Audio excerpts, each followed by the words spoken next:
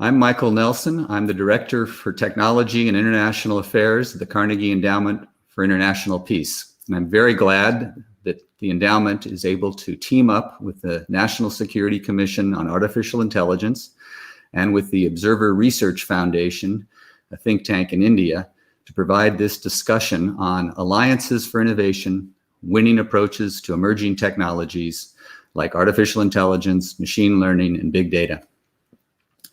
It's not always easy to assemble a panel like the one that we've assembled today. This group spans more than 12 time zones, but our partners have worked seamlessly with us to make this happen, and we're very grateful for their work, and I'm also very grateful for the communications team at Carnegie, which is using this infrastructure to enable this conversation. A key part of today's discussion is audience questions, and so I don't want you to turn off your cell phone. I want you to use it to send questions either on the YouTube chat, or you can use Twitter and send it to using hashtag #AskCarnegie. We will be monitoring that, and we hope to provide a good deal of time after the panel conversation to hear what you have to ask. We are looking at a lot of different topics today. We're reviewing the latest report from the National Security Commission on Artificial Intelligence. They cover a lot of ground. They're not just looking at AI software, they're looking at the data that trains it, they're looking at the training needed to get people who can use it effectively. They're looking at machine learning techniques, and most of all, they're looking at how this is going to be used and deployed around the world. The other thing we're doing that's a bit different is that unlike a lot of other discussions and a lot of articles and a lot of blog posts, we're not focusing on the US-China AI arms race. Instead, we're looking at competition and cooperation. And we're looking at the rest of the world, particularly India, to see how the United States, companies, government, and researchers can work together to facilitate the growth and deployment of AI. A lot of different topics today. So let me introduce our speakers. First off, let me introduce the panelists and our moderator, Andrew Wyckoff, who is with the Organization for Economic Cooperation and Development in Paris, where he's the Director for Science, Technology, and Innovation, will be moderating. The OECD, as you may know, has developed AI principles, which have been endorsed not only by the OECD countries, but by the G20 nations as well. He will be leading a panel, which includes Nivruti Rai, tuning in from India. She is the head of Intel India and very involved in artificial intelligence there. She's also done a lot of work in international research collaborations. She's joined from India by Professor VijayRaghavan. He is the principal scientific advisor to the government of India, works very closely with Prime Minister Modi. He previously served as the Secretary of the Department of Biotechnology for the government of India from January 2013 to January 2018. And then our third panelist is the Vice Chairman of the National Security Commission on Artificial Intelligence, Bob Work. He's also former Deputy Secretary of the Department of Defense. But our first speaker is the Chairman of the National Security Commission on Artificial Intelligence, Eric Schmidt. And many of us have known him for a long time. He's had a lot of other roles, including at Sun Microsystems, Novell, Google, and Alphabet. But today he's representing the Commission, and he'll provide an overview of what the Commission is looking at and what the main issues they see and need to be addressed. So let me turn it over to Eric and remind you again, ask Carnegie on Twitter for questions. Thank you. Thank you, Eric. Thank you, Mike.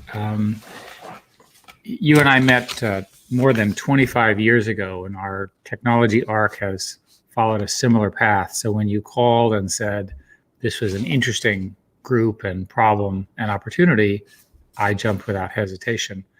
I'm appearing here as chairman of the National Security Commission on AI. Joining me is Bob Work, who you'll hear from shortly, who's the vice chairman. Between the two of us, we've led a commission of about 15 people who were appointed by Congress to take a look at the broader National Security Commission issues with respect to AI, which we'll sort of get into, which are incredible. But the overall message about that is AI is really important and partnerships are really important, which is what I'm going to sort of focus on today. AI is sort of central in our shared future. I cannot imagine America being successful in AI without both the kind of innovation model that we've had historically, as well as the partnerships that we're going to be putting in place, including those with India, and in particular, a stronger US-India alliance. The AI is different from other things because it enables everything else. The way to understand it is that the progress in science, for example, will be fundamentally accelerated because AI allows you to manipulate the information and solve problems that were not solvable before. There are many problems in science for which we cannot do a full computation. The computers just are not fast enough and probably never will be, but AI can be used to approximate the answers.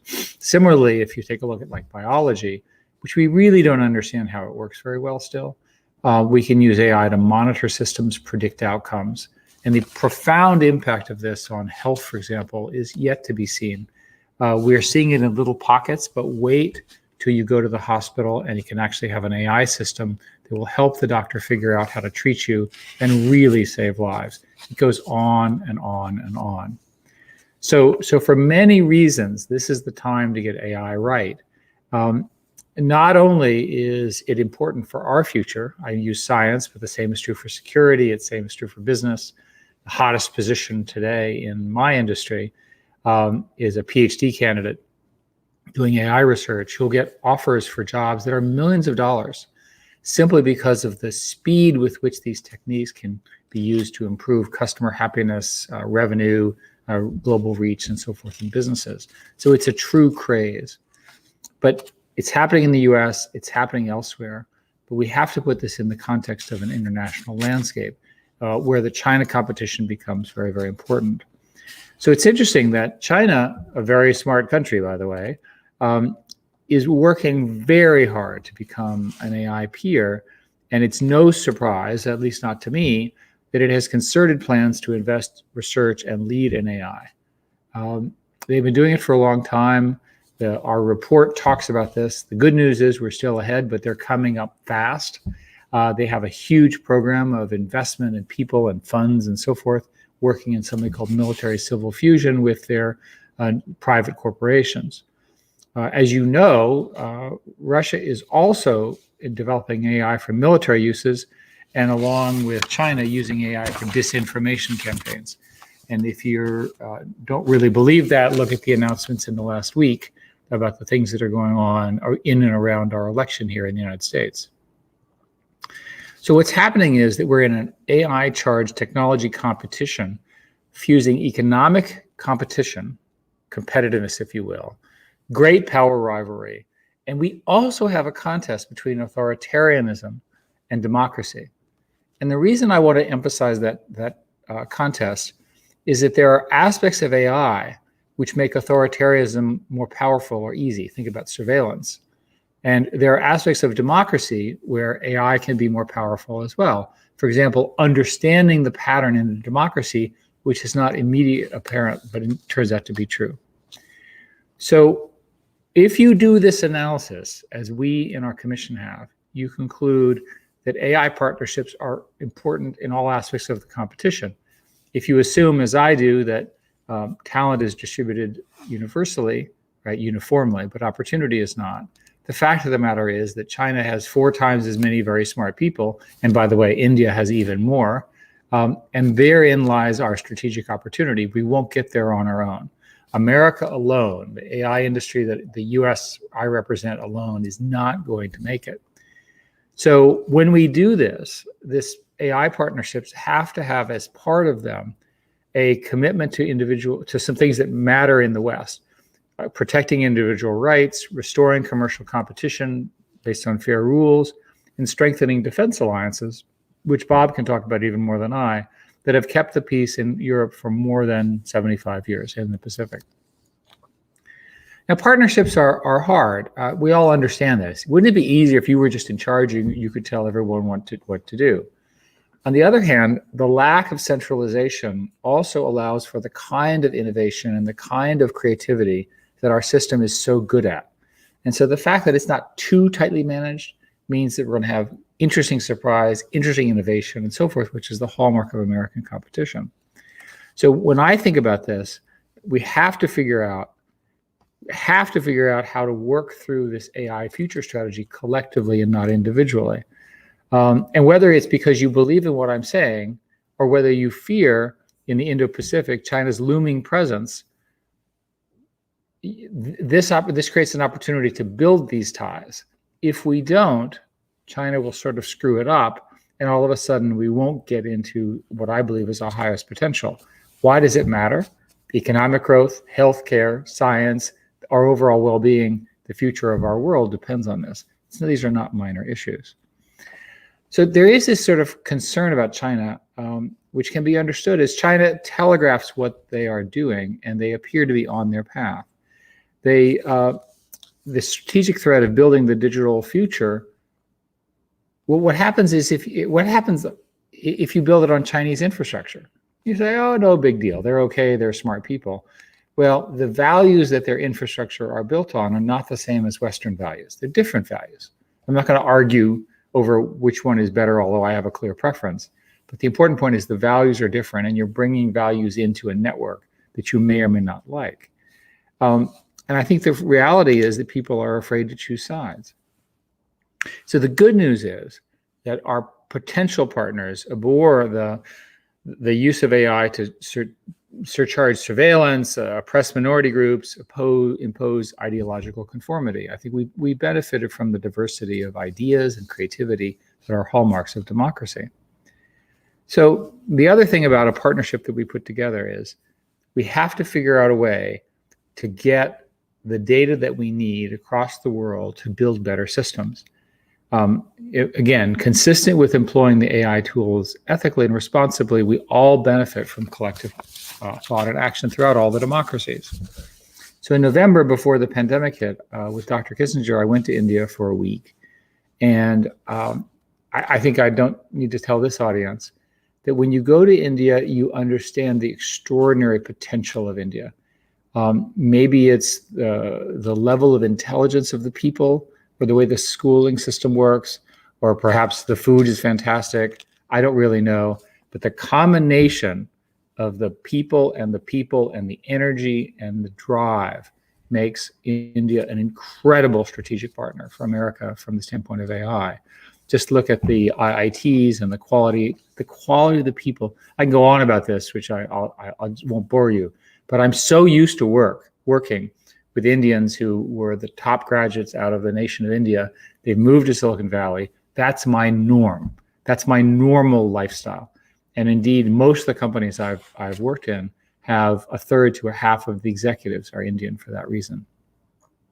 So anyway, we've had this long India and US have had this sort of long, strong science and technology relationship. And the countries are working on things like cyber and information and communications technologies and other areas. I remember 20 years ago thinking, when we built the original internet, we didn't put enough IP addresses in for India because we didn't think they were going to be that important. We, not me personally, but the internet at the time. And we put an enormous number of fibers in, initially to support the outshoring industry. And that has paid off in terms of building an Indian software industry that is now extremely impressive. And I think everybody here knows that the tech companies have thousands and thousands of employees in India doing really high quality work.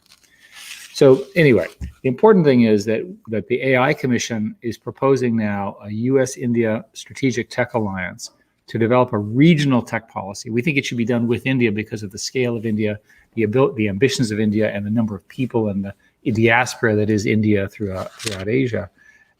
And so basically we had to get the talent programs in alignment. We need to get regulatory regimes aligned. And then we sort of have to deal with common societal problems, of which there's lots in India, right? There's lots in the US, there's even more in India. So what I like about this tech alliance idea, which is why we're proposing it, it's a strategic refocus of US policy around emerging technology with India as a focal point, right? Which is the only way I think of we're going to, if I could just be blunt on this, deal with the rising focal point that is China. So we've called on the US Secretary of State to work on this. We've called on the Secretary of State, and this is public, to have a department for precisely this. They were very receptive when we talked about them, so I hope that will happen. And there's so many other areas where the two countries can sort of combine their R&D, and I think we should just sort of figure what they are. But I don't want to take too long. We have an incredibly important panel here. I've just got to tell you that I believe this with my heart. America believes in partnerships and needs partners. I'm going to be very blunt. We can't get there without the partnership that I'm proposing and that we are proposing with India. The math doesn't work, and I'm a scientist. The fact of the matter is we've got to put something together along the lines of what we're describing. And to me, I'm assuming that there is a natural interest in India and America aligning on many, it's a natural partnership coming out of 50 years of changes in policy and changes in direction in both countries. So the opportunity of these partnerships, scientific, educational, commercial, and military, are obvious. Let me end with a quote from John F. Kennedy. "Diversity and independence, far from being opposed to the American conception of the world order, represent the very essence of our view of the future of the world." So we are embracing the diversity of the cultures. Indians know how diverse their own country is. America, God, is plenty diverse anyway. And we're trying to build partnerships that allow us to build extraordinarily high value products. When I'm talking about trillions of dollars in new industry, consistent with Western values, the kind of individual freedom that we care so much about here in the United States. I want to thank everybody. Thank you, Mike, for inviting me, and I'm going to enjoy watching our panel. Thank you very much.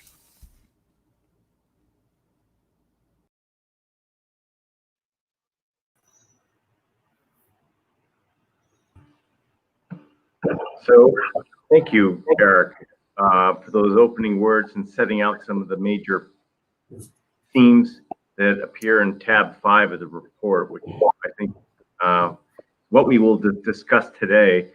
And I think you said it all when you said you can't get there on your own. This requires engaging with partners around the world, but particularly, as you said, the math leads quickly to India.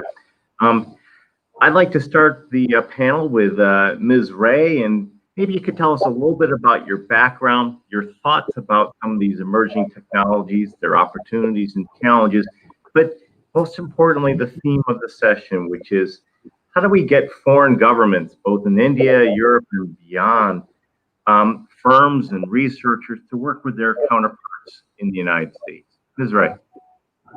Thank you very much, Bob. My name is Nivruti, and the introduction I would like to give of me is I'm the first dual citizen of India. I have a United States citizenship, and I'm the first dual citizen for India. So whose heart is most interested in US and India? It's mine for sure.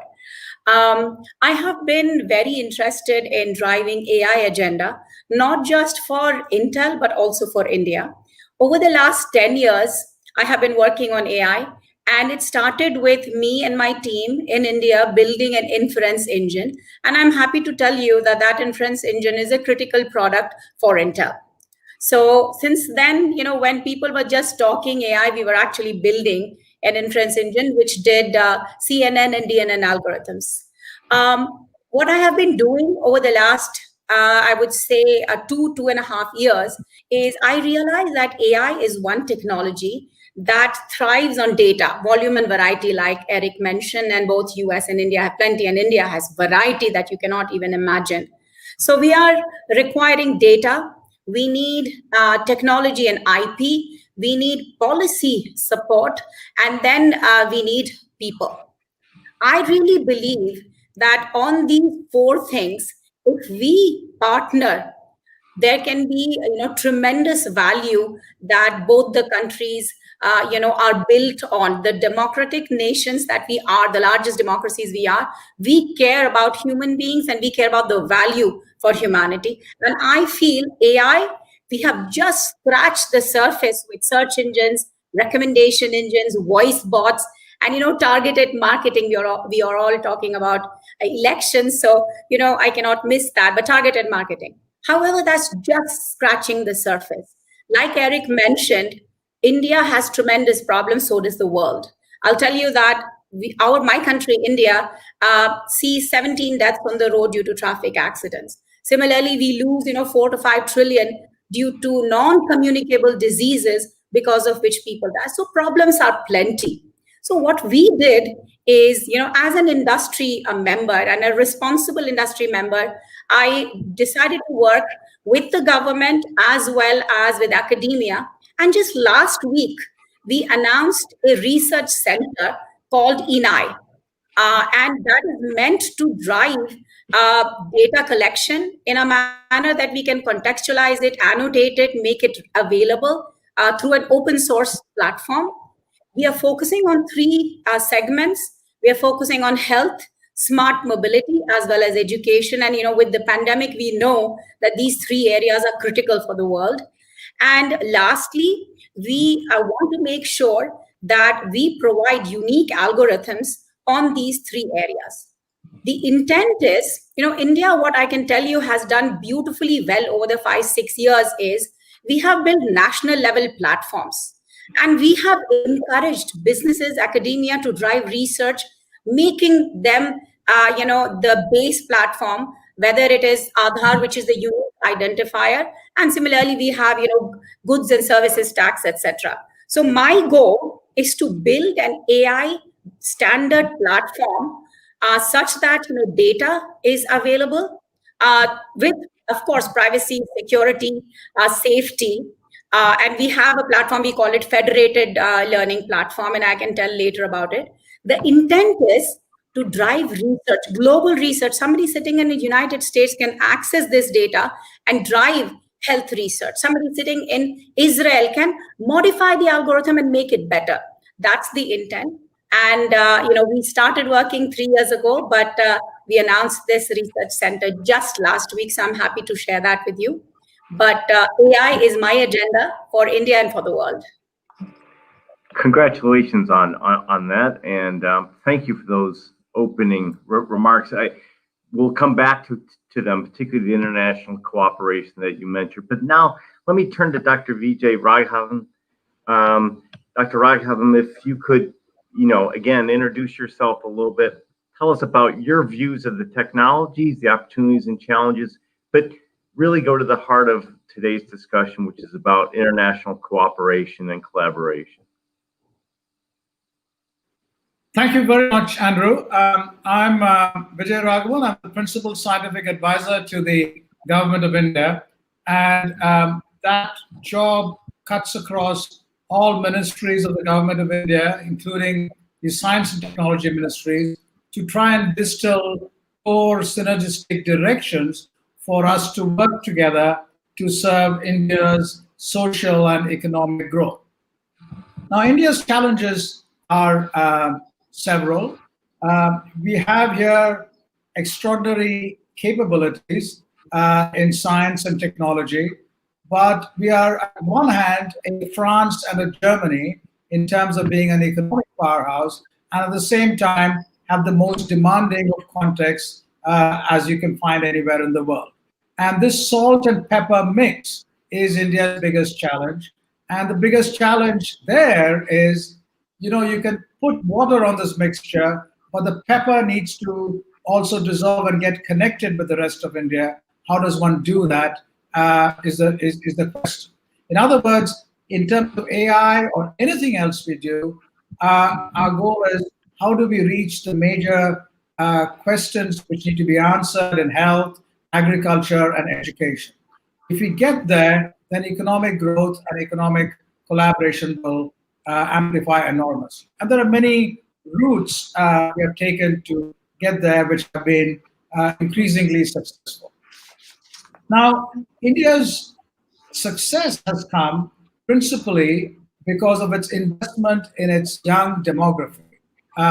Most Indians, 2/3 of us are, less than 30 years of age, and there's an enormous energy in our ecosystem to use education and learning to increase opportunities, and that's the major focus. Now let's come to AI, and what are the issues at stake?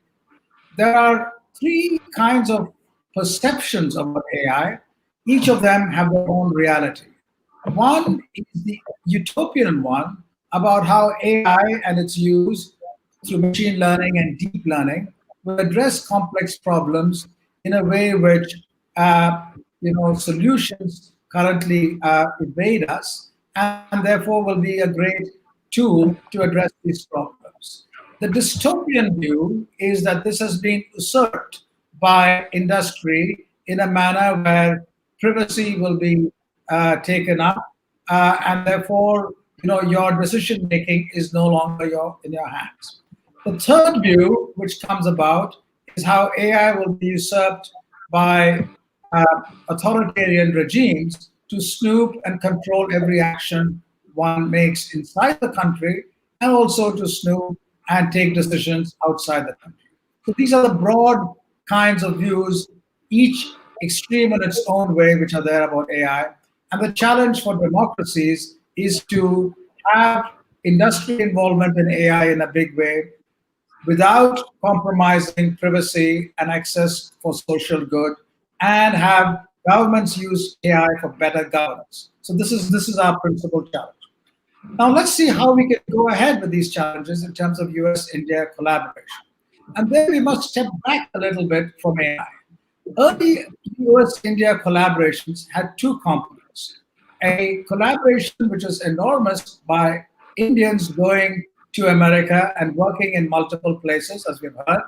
And that was absolutely a people-to-people collaboration. Now, the government-to-government collaborations in R&D and science have grown steadily. They started off in a way which was rocky.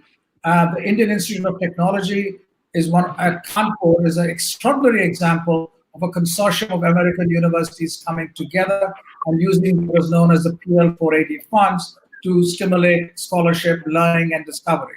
That has been copied all over the country. There are many IITs, many Indian Institutes of Science, Education and Research, many medical colleges, and the investment in human resource development, in other words, is going out of scale.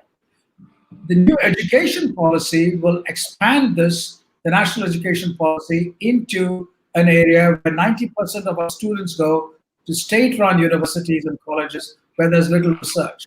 And all what you're seeing today is from 10% of the students in India.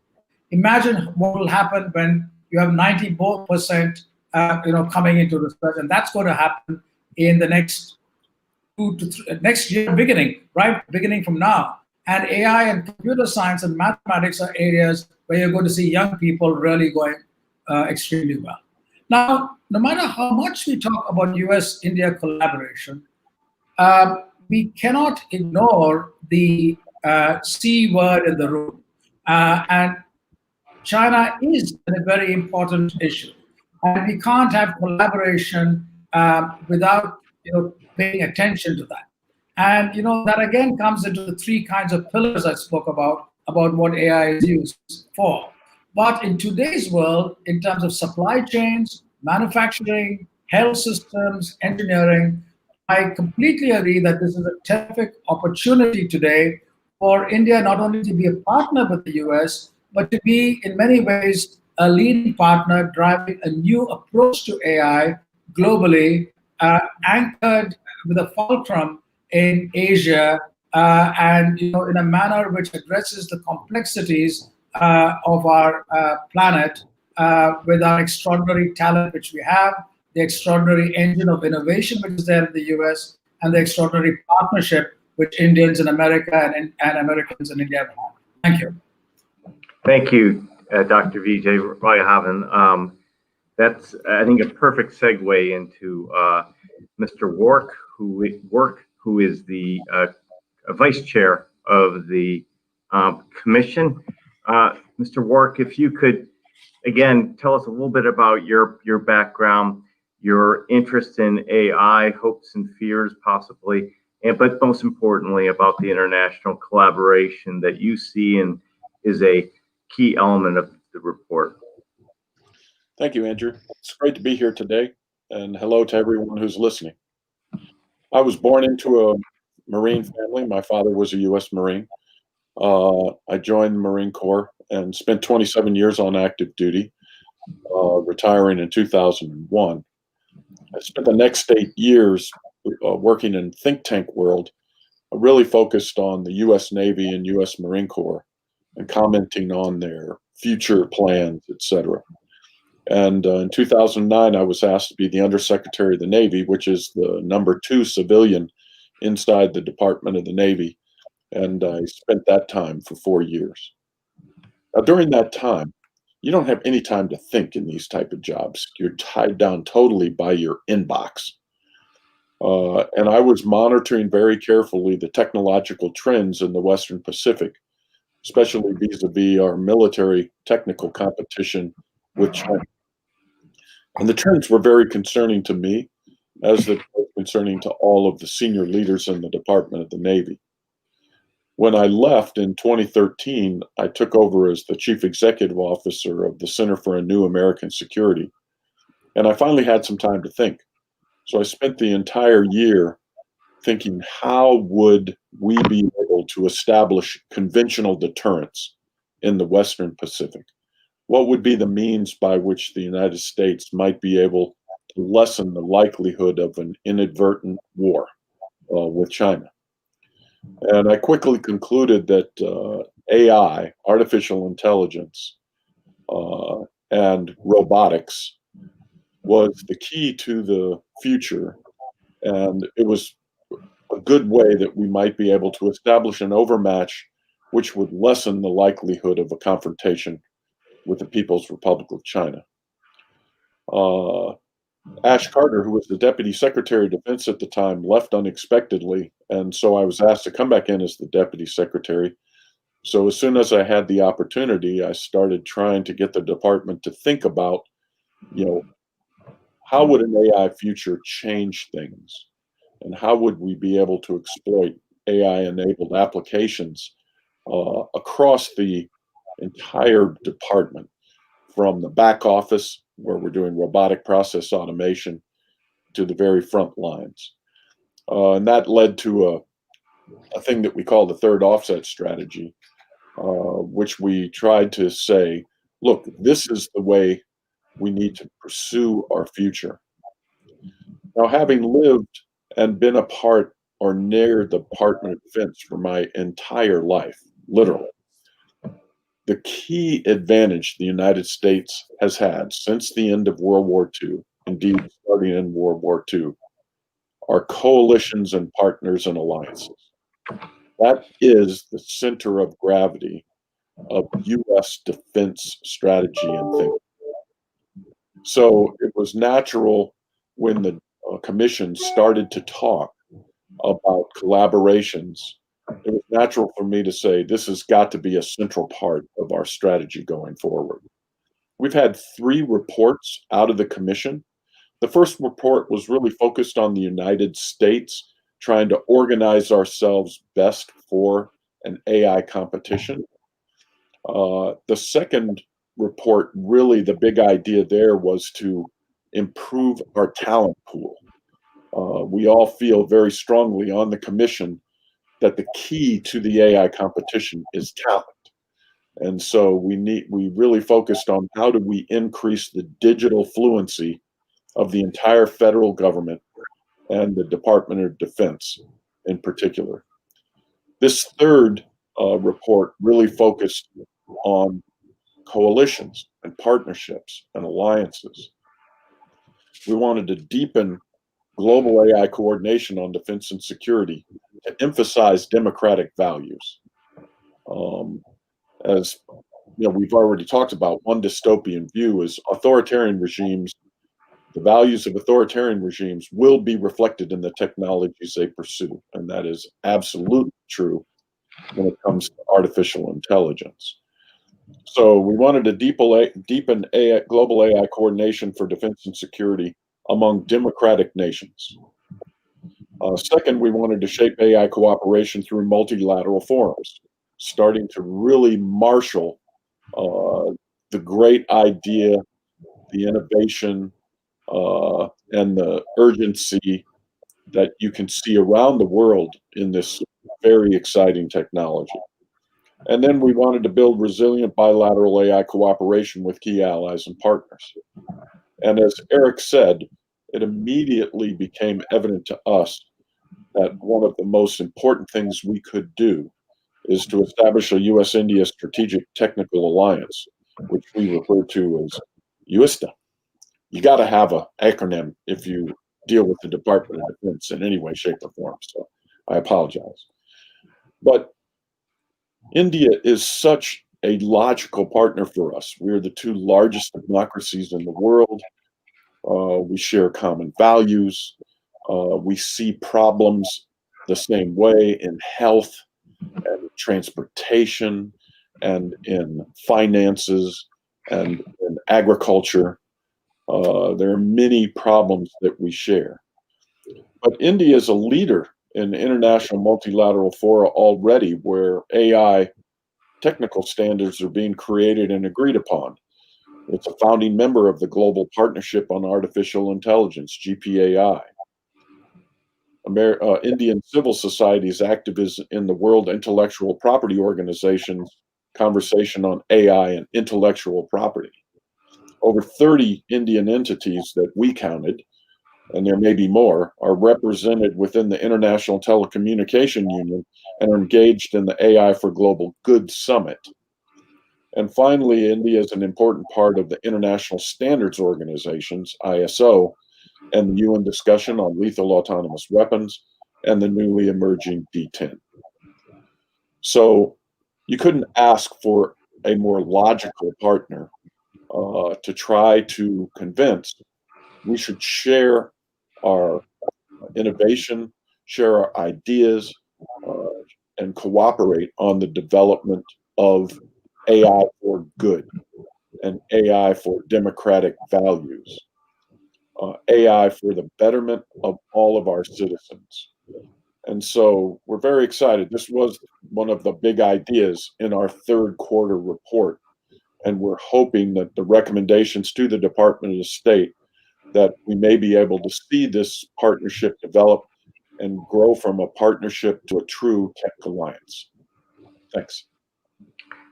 Thank you, Bob. And I think that sets us up very nicely for the next round of questions, but I want to make sure we get to the audience as well. So I just remind my panelists, we have about 7 to 10 minutes. So I would ask you, just kind of picking up on where Bob left us with the role of both of international collaboration. Now, this can be facilitated through international organizations such as the one I work for, and we are the Secretariat host for the Global Partnership on AI, which hasn't yet lifted off, but I think has great promise here.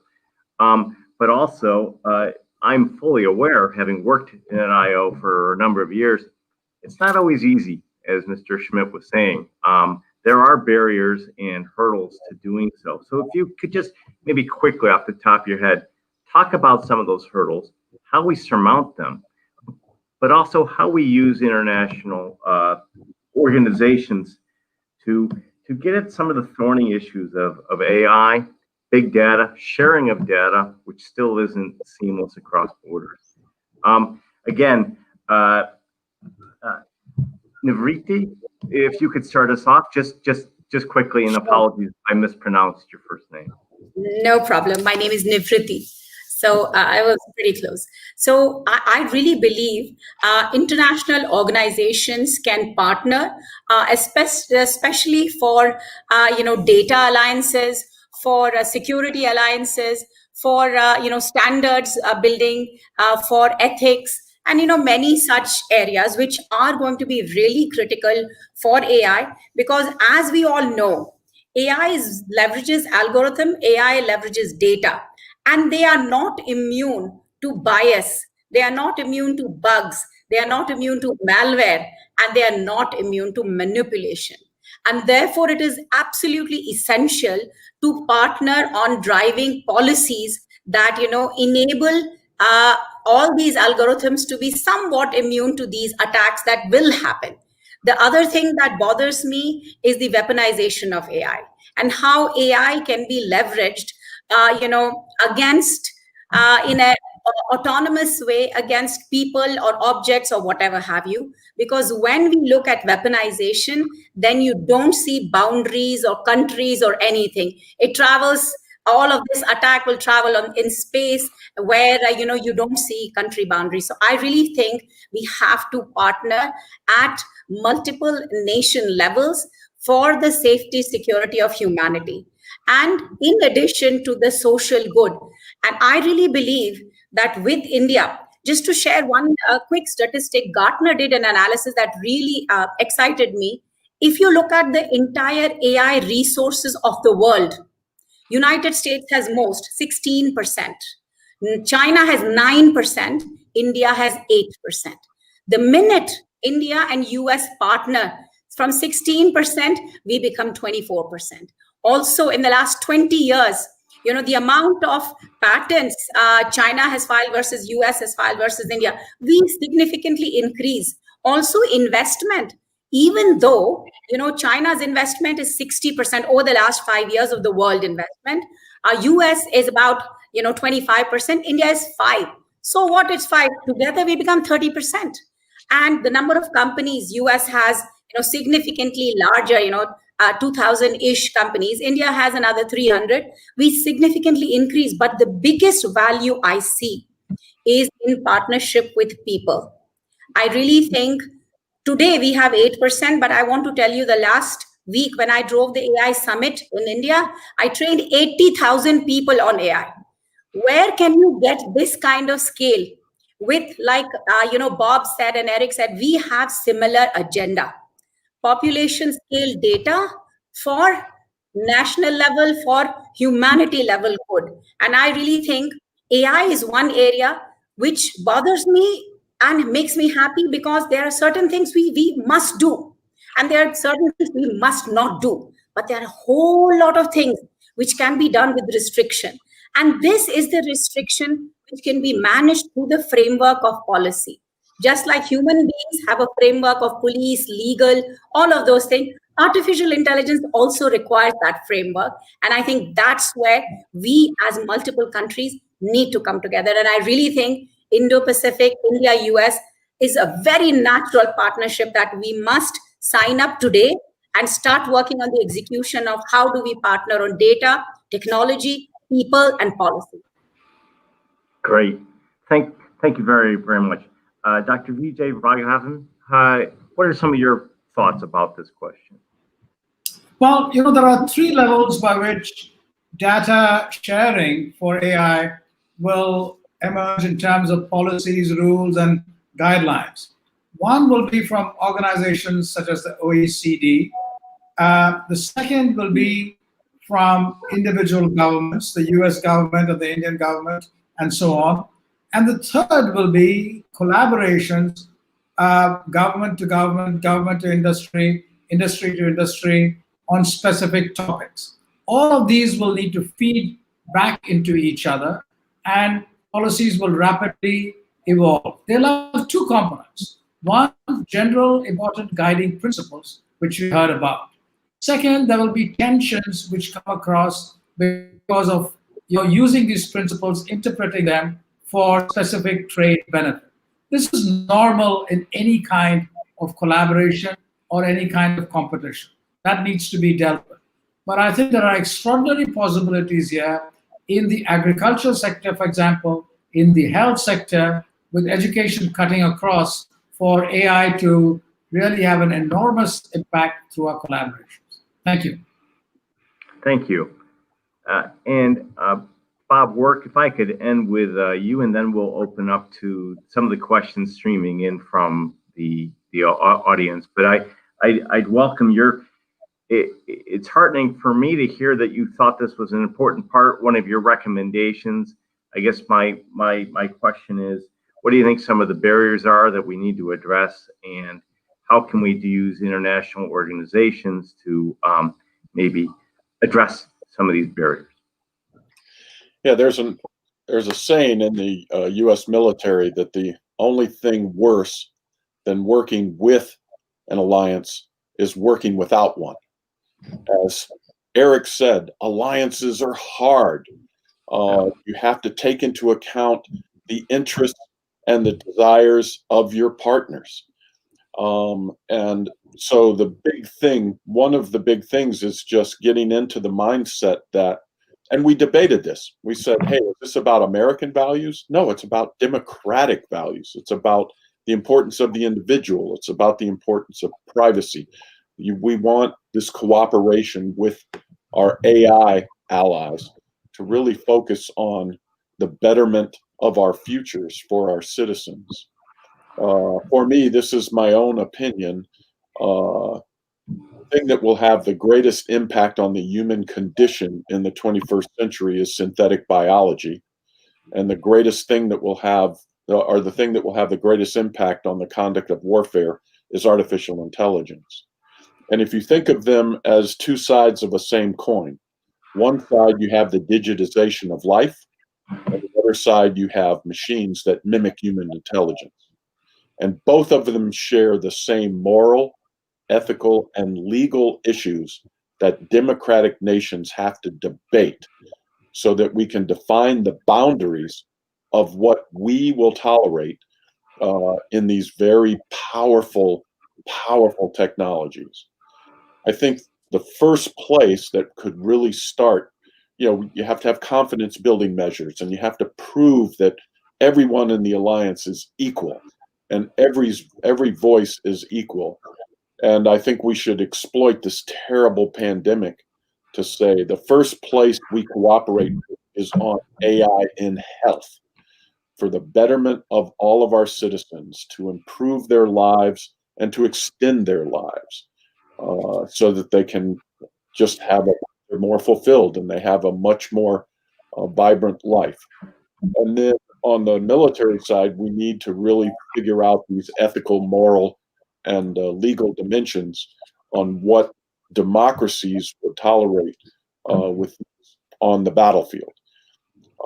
We all want to remove bias from our algorithms. That's one area where I think we could agree to work on right away. We all want to have trustworthy AI. So in the United States, we worry, how do we test, evaluate, validate, and verify algorithms so that we know the algorithms will perform as we expect them to do when we release them into the wild? We all want to have explainable AI, so we understand how the AI came to its recommended course of action. All of these things we could start to work on. The other thing that every democracy has incentive to do is democracies are just ideal targets for what I will call societal and governance cohesion attacks by authoritarian regimes, where they try to find fissures in our democracy, and they widen the fissure and they deepen the fissure. And they're trying to cause our democracies to really fail when it's very important. And every single democracy faces this. I know our European allies face it. I assume India faces the same problem. And of course, we face it. Working out how we can stop that problem would be very, very important. So you take the tactical things, like how do we get trustworthy AI, and how do we get explainable AI, and then you move beyond health to the health of the globe. How can AI help us solve global warming, for example? Will it be able to identify pathways that we hadn't thought about before, which would impact every citizen on our planet? So the reason I'm so passionate about this, I'm sorry, I talked too long, is that, as Eric said, the ecosystem, the AI ecosystem in India, it just seems to me to be a natural partner with the U.S. AI ecosystem for the benefit of the globe. Sorry, I'll get off my soapbox. No, it's good to hear you. And what you've really done is you've answered one of the questions coming from the audience, which is, if India is the focal point of U.S. future AI strategy, especially in partnerships, which areas do you expect would be the low-hanging fruit where collaboration could start in terms of both national security and social good? And you've listed a couple of these, Bob. I'd like to hear from the other two panelists if they have anything to amplify or to add to what you've said. So if we could start with Nivrati. Sure. What I think we should start with is, a look at how can we share data. So if you think of India, Europe, United States, any country, the biggest challenge that I feel is the privacy and sharing of data, or moving the data, from one country to the other. That's one big problem. But there are technologies that, I know I'm working on. We call it federated learning platform, as well as, privacy secure machine learning. So look at multiple technologies where we can start working on actually leveraging data. India is a very data rich country, no denying, just because of the sheer size of the population. But like I said, the data has to be structured, the data has to be standard, that, different usages can be enabled. And like Bob said, health is so important at this point of time. Beating this COVID-19 is the number one priority in so many people's mind when health is concerned. So I really feel looking at how can we share data, whether through, federated learning platforms like we are trying, or through, privacy safe machine learning. I think that is number one. Number two is look at, policies. I told you that algorithms are not safe because there are biases, there are bugs, there are so many ways, they can be compromised. So look at sharing our intellect, sharing the resources, people. And like I said, 16% US, 8% India makes it 24. So makes a quarter of AI resources between these two countries. So those are, I think, very, very critical. And looking at how do we prevent AI to be used as a weapon or a weaponization. I think the third thing is list down those, policies that enable, this is where AI can be used, this is where AI cannot be used, just like we do with human beings. Stealing is an offense, you go in the jail. But borrowing money, making sure, that you give all the details is fine. So we have to identify what are the okay use cases of AI with certain restrictions. I think policy is another critical part, and the bias and bugs, those kind of things need to be looked at, because that will be very important for us to make sure that AI is used for the good. Thank you very much. So let me just end before I turn to the Q&A from, turn over the moderation role and ask Vijay to respond to this last question about where are the good on-ramps to cooperation between India and the United States? Well, let's take health. There are three important ways in which health can be transformated through AI for India and for the world. The first is already happening. If you look at Indian hospitals and doctors, they're working with radiology information, for example, X-ray scans, MRI, and so on and so forth, with a whole lot of countries all over the world, using AI tools to feed back and give expert opinion. These expert opinions are going to rural areas, small towns in Indonesia and the Philippines, for example.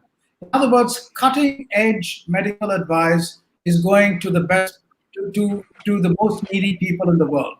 Now, the second component, with India's new telemedicine guidelines and e-pharmacy guidelines, and that expanding enormously through a national insurance scheme, telemedicine and this national insurance scheme will ensure this reaches all over India. And therefore, you will have a situation where Indian expert medical practitioners will have the data, analyze it, and serve India, serve the world, and indeed open up a new era. That's the third pillar, a new era of call center interactions in a manner where, very high-end R&D export is going to be taking place in health, also in agriculture, in other kinds of areas. This is going to be absolutely transformative in a manner which is very, very different from a relatively low-end call center work. You're going to have the best and the brightest working remotely, tackling the best and the most important problems.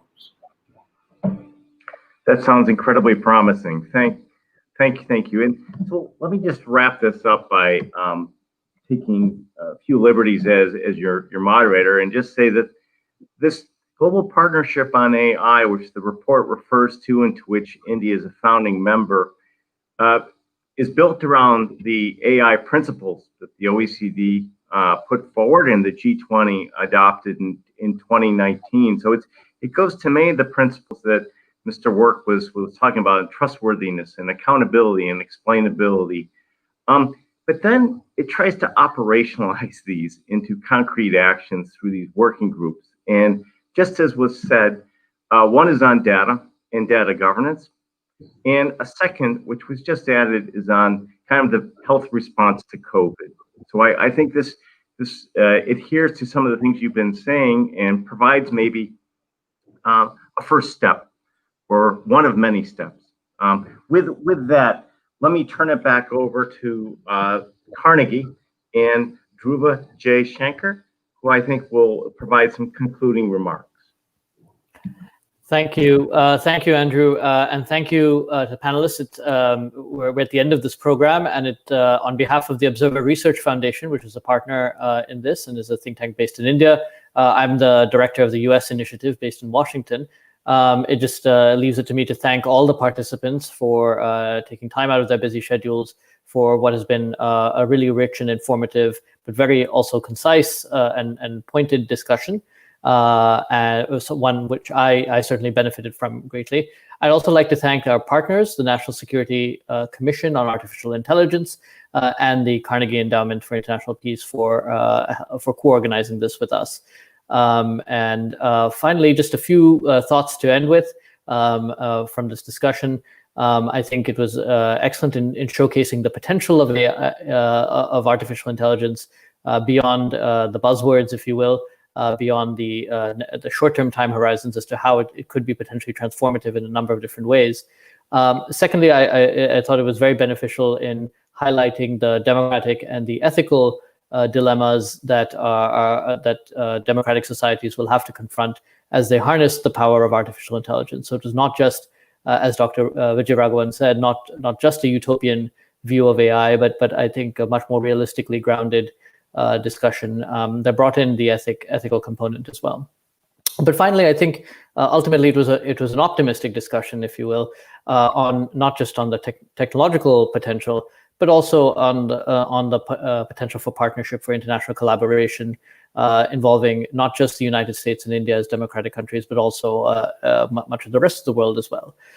So with that note, these are just some of my broad takeaways from the discussion. Congratulations to the NSCAI for issuing its interim report, and we were really grateful to have Eric Schmidt, the chairman, and the vice chairman, Bob Work, participate in this discussion.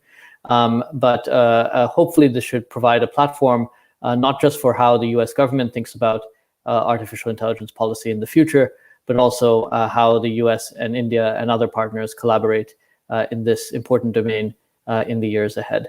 So with that, thank you all very much for this discussion, to participants, and thanks to all of the viewers as well. Good morning and goodbye from Washington.